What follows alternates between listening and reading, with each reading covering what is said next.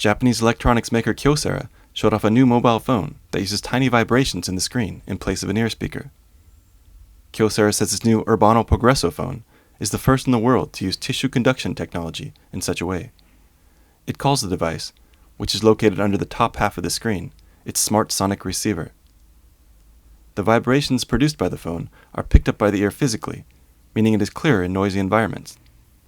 The company demonstrated this using a speaker that blasted out construction and other background noise.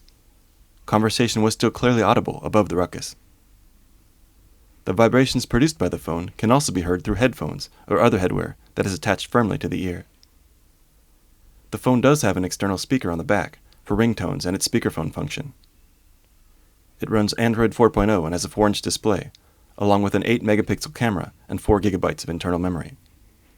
It is also water resistant and supports standard Japanese features such as touch payments and infrared connections.